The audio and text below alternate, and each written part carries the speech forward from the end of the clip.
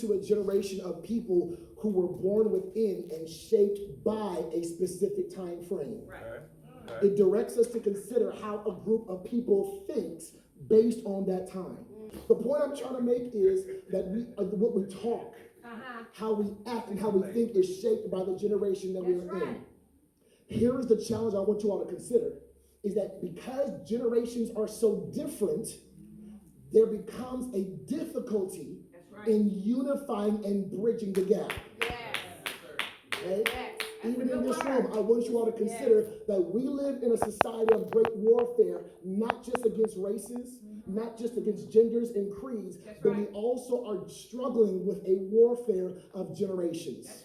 Everyone say generations. Now, what we often disregard, number one, is that there is no future greatness without the great legacy established by past generations. Are y'all with me? The present can only build on the foundation laid by those who came before us.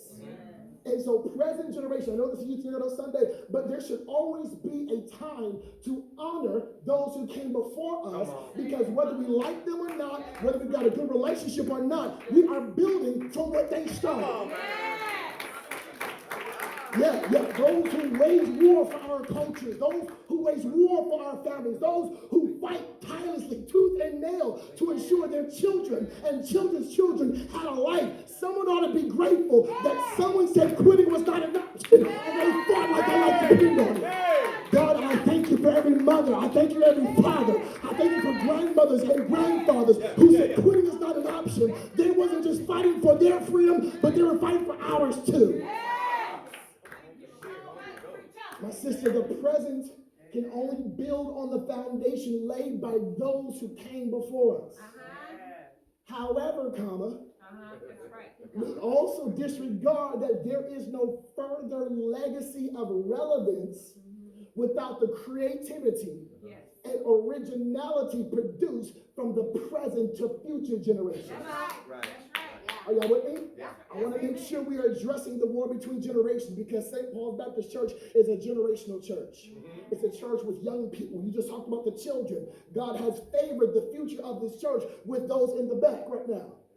Then there's the present generation. But then I also see those of you who are seasoned. You've had some experiences. You've had some letdowns. You've seen God work. You still have prayers pending, but you're still trusting God. There are multiple generations in this room. But my prayer, my plea, and my petition is that God finds value in our existence.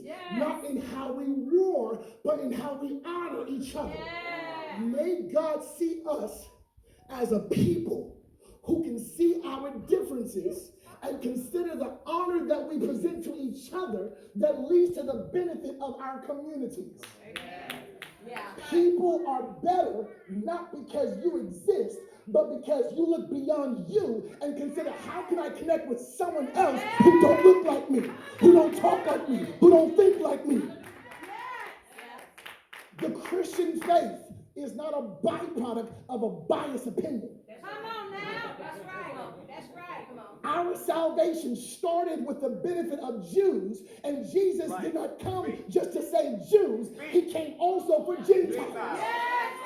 We are not Jews, we are Gentiles. But the Lord had me in mind when he was born years ago. Can someone give God praise that God was not biased in his work?